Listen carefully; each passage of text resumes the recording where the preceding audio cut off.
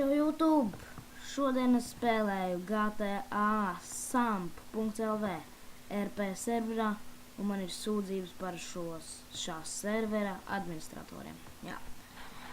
Tā jums ir viss pastāstījis. Šajā cietumā es esmu jau vairākas reizes, maksimums 4 stundas esmu bijis.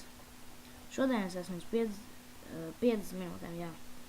Un rekur, redzēt, atkal kādu ieliku cietumā administrators Andrej Wolfi. Mani viņš arī ielika šodien cietumā, to ir pastāstīt, kā viss notika. Brauc policists, ietriecās man mašīnā, pats, ar sirēnām, apstājās pie manis tā kā parādiet dokumentus. Es viņam nerādīju, jo viņš man ietriecās neko nav izdarījis. Un es saku, es par šo varu ziņot administratoram, viņš tāds beidz miksot. Tad tur blakām bija administrators, es pasaucu viņu, viņš nenāca. Un izrādās, ka tas policists bija draugs ar administratoru Andrejs Wolfa.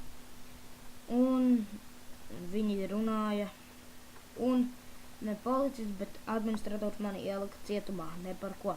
Un man ir arī 2 profili, kurā es esmu banots 15 dienām, jo Andrejs Wolf vienkārši tā izdomāja. Viņš man ielika cietumā, es biju bišķi AFK, un tad viņš man izbanoja. Tā kā es nezinu, ko darīt.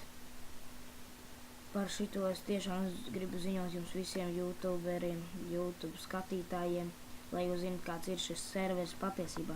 Visi jau stāsta baigi labs, bet īstenībā ir ar dažu slikti šitie par šitām serveru atsauksmēm. Labi, YouTube. Bye! Drīz tikšanos. Drīz jau man būs arī jauns video. Tā kā, atā!